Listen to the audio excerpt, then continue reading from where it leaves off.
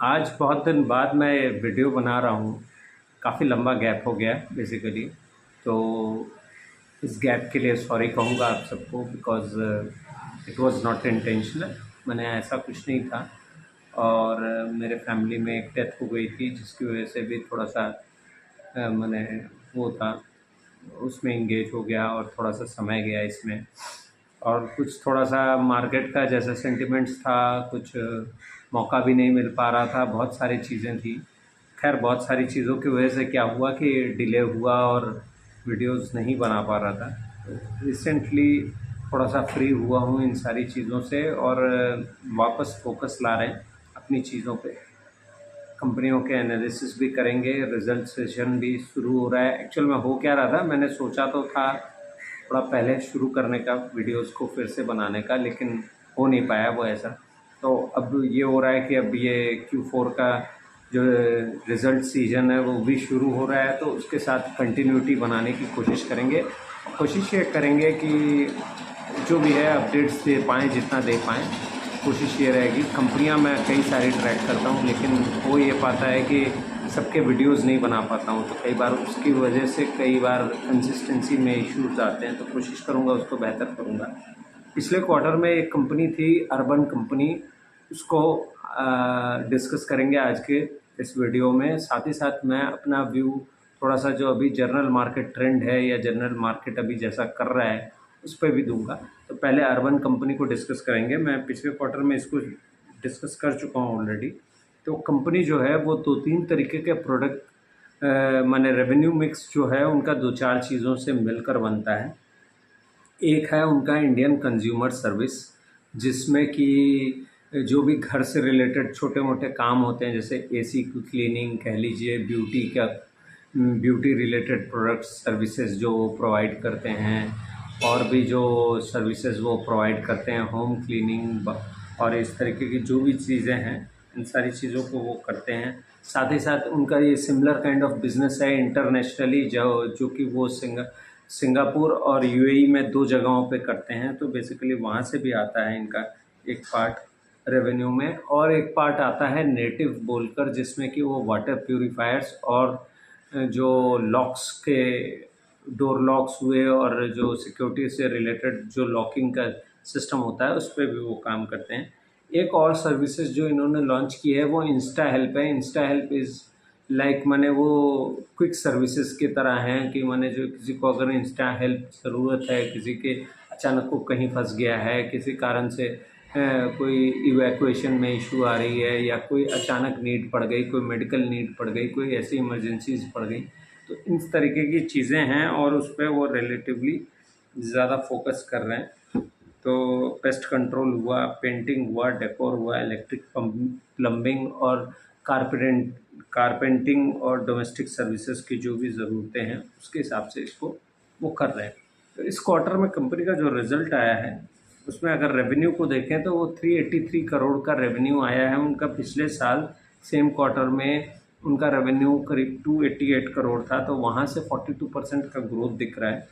Growth जो है वो उनके कंज्यूमर सर्विसेज के सेक्टर में उनको बेहतर दिख रही है। नेटिव में भी थोड़ी बहुत ग्रोथ है। और यूएई सिंगापुर का जो उनका पार्ट है, जिसको कि आगे चल के उन्होंने एक जॉइंट वेंचर में कर दिया है यूएई के पार्ट को, लेकिन जितना भी पोर्शन इनके पार्ट में है उसका हिसाब से अगर देखें तो ये ब्रॉड बेस उनको एक ग्रोथ दिख रही है।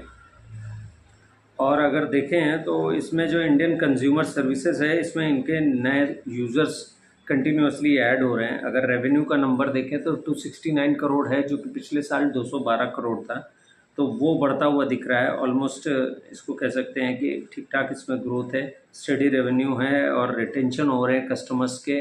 कस्टमर जो है वो होल्ड बैक कर रहे हैं कंपनी के साथ, और पॉजिटिव सीजनल इफेक्ट एक देखने को मिला, क्योंकि Q3 आप जानते हैं फेस्टिव सीजन था, तो उस समय ऐसे सर्विसेज की डिमांड बढ़ जाती है। नेचुरली जो कस्टमर्स होते हैं वो दिवाली और फेस्टिवल्स के समय में जो है घर क्लीनिंग करवाना और इस तरीके की सर्विसेज को ज़्यादा करते हैं। कंपनी का ये है कि प्रॉफिट जो है वो 44 करोड़ है इस पोर्शन से, और जो कि पिछले साल 28 करोड़ था, तो वहाँ से ग्रोथ दिख रही है, अच्छी खासी ग्रोथ है। और मार्जिन भी जो है वो इम्प्रूव होते हुए दिख रहे हैं। अगर ईयर ऑन ईयर बेसिस पे मार्जिन का इम्प्रूवमेंट को देखा जाए तो 2.4 से बढ़कर 4.4 हो गए थे पिछले साल, इस बार 5.6 पे हैं। कंपनी का ये मानना है कि ये जो लॉन्ग टर्म में इसका जो मार्जिन का पोर्शन है वो करीब करीब 8 से 10% तक जा सकता है। तो लॉन्ग टर्म का व्यू उनका ये है कि 8 से 10% का मार्जिन वो एक्सपेक्ट कर रहे हैं EBITDA लेवल पे इस पे। तो गाइडेंस उन्होंने यही दी है कि 9 से 10% का ये इस पे जो है आएगा। अभी जो उनका जो इंटरनेशनल बिजनेस है वहाँ से भी उनको ग्रोथ दिख रही है, जो कि 51 करोड़ का बिजनेस दे रहा है उनको, और ऑलमोस्ट 7 ईयर्स हो गए हैं उनको यूएई में बिज़नेस करते हुए ये, और 6 ईयर्स हो गए हैं सिंगापुर में करते हुए। तो वहाँ से भी जो आपका माने रेवेन्यू है वो 51 करोड़ है, और वहाँ से भी वो भी पोर्शन जो उनका है वो ऑलमोस्ट अच्छा दिख रहा है। तो कंपनी का अगर एडजस्टेड EBITDA ओवरऑल देखें तो वो 17 करोड़ पे है।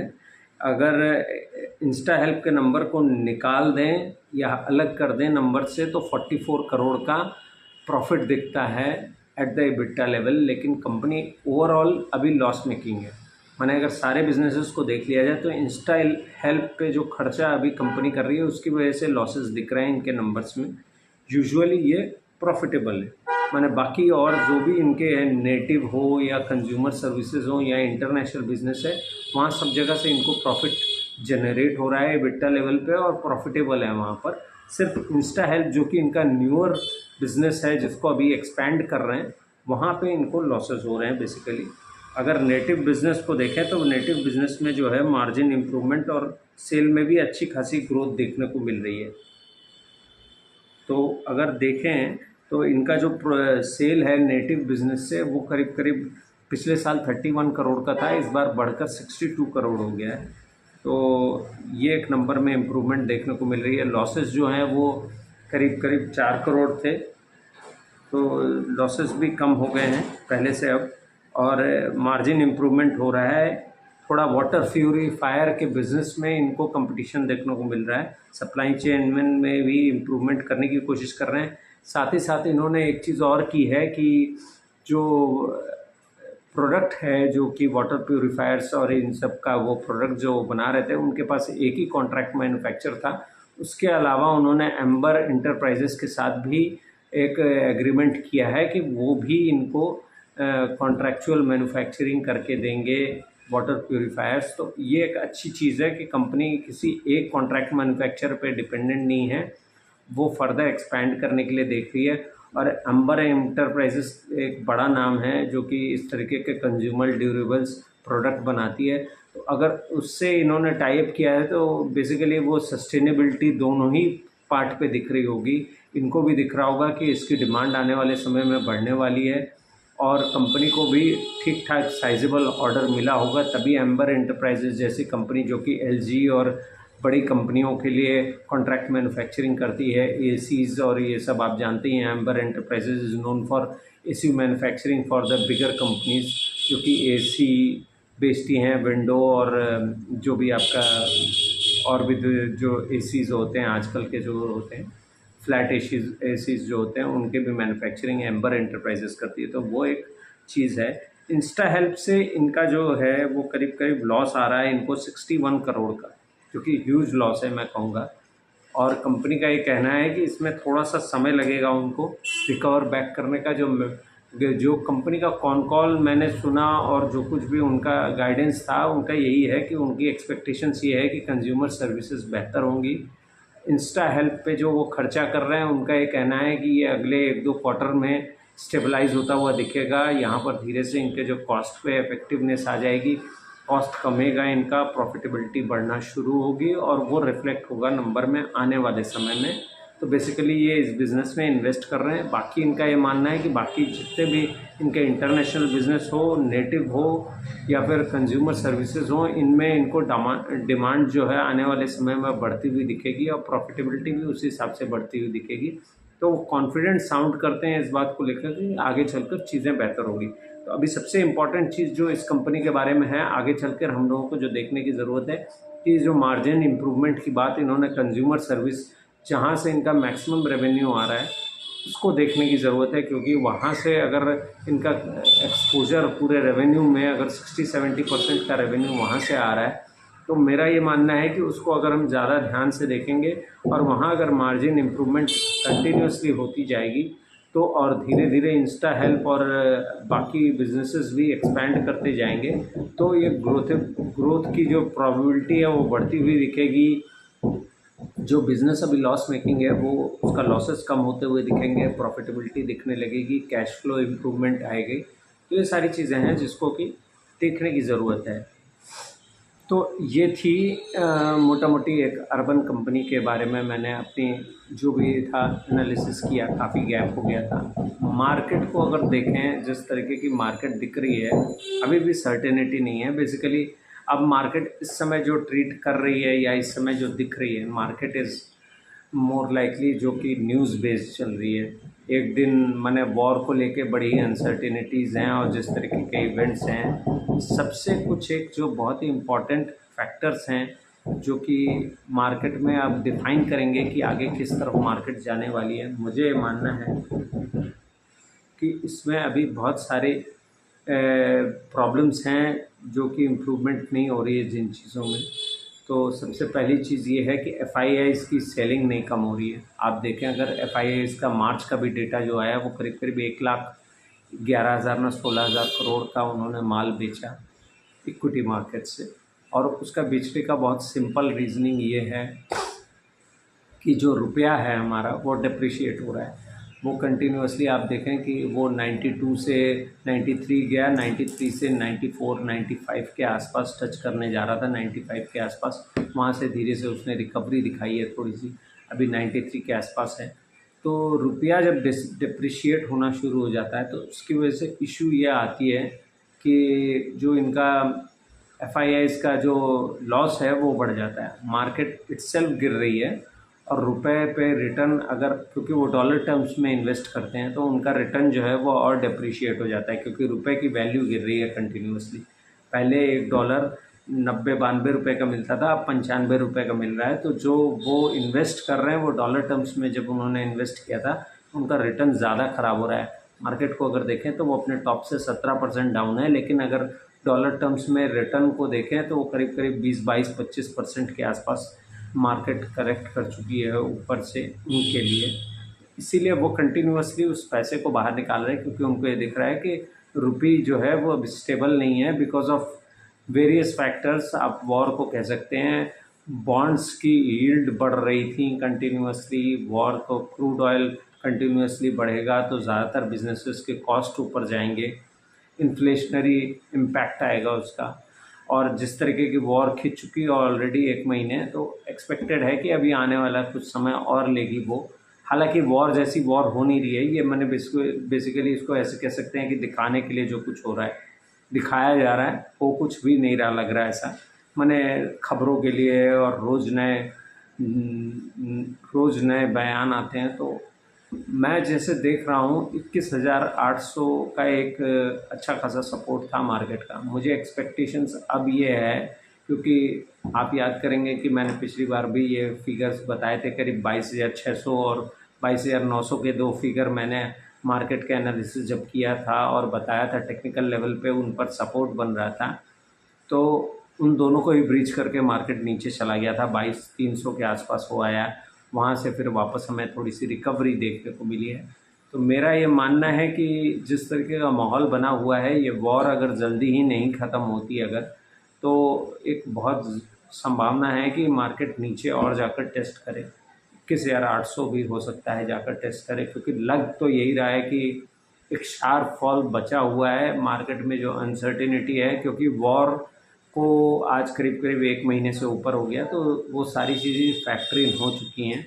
अब फैक्टर इन ये हो रहा है कि सिचुएशन आफ्टर दिस वॉर कैसी होने वाली है, बिजनेसेस की प्रॉफिटेबिलिटी पे कितना इम्पैक्ट आएगा, क्योंकि जीसीसी कंट्रीज़ जो हैं उनके थ्रू इंडिया बहुत बिजनेस करता है इस समय। तो सारे बिजनेसेस इम्पैक्ट होंगे, रियल स्टेट इम्पैक्ट होगा, बहुत सारे ऐसे सेक्टर्स हैं जो कि इम्पैक्ट होंगे इस पूरे सिचुएशन से। तो एक्सपेक्टेशंस ये हैं कि मार्केट जो है अभी और भी करेक्ट हो सकता है, और ये करेक्शन कितना लंबा चलेगा मालूम नहीं। एक्सपेक्टेशंस तो यही है कि शायद कुछ और करेक्शन हो और उसके बाद मार्केट ठीक हो जाए। तो कोई भी प्रिडिक्शन नहीं करूँगा मैं इस बारे में कि क्या होगा क्या नहीं होगा, लेकिन एक छोटा सा व्यू दिया। बहुत इम्पॉर्टेंट टाइम है, अगर कोई म्यूचुअल फंड में इन्वेस्ट करता है तो उसके लिए बहुत ही अच्छा मौका होगा। This is the right time to invest in mutual funds, क्योंकि मैं कुछ डेटा एनालिसिस कर रहा था और मैंने कुछ एक म्यूचुअल फंड्स के डेटा को एनालाइज़ किया, तो मैंने पाया कि वहाँ अच्छा खासा करेक्शन हो चुका है एनएवी पे। तो वहाँ अगर आप म्यूचुअल फंड में अगर लमसम भी अमाउंट ऐड करना चाहते हैं, एसआईपी कर रहे हैं तो कोई बात ही नहीं है। एसआईपी तो this is the best time, क्योंकि आपको यूनिट्स ज़्यादा मिलेंगे इस समय। और अगर लॉन्ग टर्म का व्यू है और लमसम भी करना चाहते हैं अपने उसमें, तो करना चाहिए। मुझे लगता है ये एक डिसेंट सा टाइम है, बिकॉज़ अभी अगर फर्दर जो है, क्योंकि अब ये जो करेक्शन होगा वो हो सकता है स्टीप हो, अचानक से हो और उसके बाद मार्केट वहाँ से ठीक हो जाए। तो बॉटम कब बना और क्या बना उस पे नहीं कोई प्रिडिक्शन करने जाऊँगा, because that is an hindsight game. आज देखकर लगता है कि शायद ये बॉटम है, कल हो सकता है इससे नीचे जाकर बॉटम बन के आए। तो वो आज नहीं, वो शायद 1 महीने बाद, 1.5 महीने बाद समझ में आएगा कि क्या बॉटम है, अगर बन भी गया तो। तो ऐसी प्रिडिक्शंस पे ना पढ़कर अपने इन्वेस्टमेंट्स को ठीक करना चाहिए। बहुत सारे ऐसे स्टॉक्स हैं जो कि बहुत ही इंटरेस्टिंग लेवल्स पे हैं, उनको देखना चाहिए, क्योंकि वो शायद एक वन टाइम इवेंट है। आपको ऐसे इवेंट्स यूजुअली मिलेंगे नहीं, हो सकता है उनकी साइकिल्स अलग चल रही हों। बहुत इंटरेस्टिंग स्टॉक्स हैं जिनमें कि इन्वेस्टमेंट का मोमेंट बन रहा है, वो भी देखना चाहिए। म्यूचुअल फंड्स में मेरी ये सजेशंस होगी कि जिनका भी एनएवी, जिनको दिख रहा है कि एनएवी काफ़ी करेक्ट हो गया है, तो this is the moment for learn some amount, क्योंकि वो बेहतर समय होगा। और बाकी इन्वेस्टमेंट कर ही सकते हैं, कंपनीज़ को ट्रैक करिए, जो बेहतर कंपनियां हैं। रिजल्ट्स आगे मैं पोस्ट भी करूंगा, और जितनी भी कंपनियां हैं वो काफ़ी अच्छी लग रही हैं, तो उनको देखना चाहिए। Thank you so much.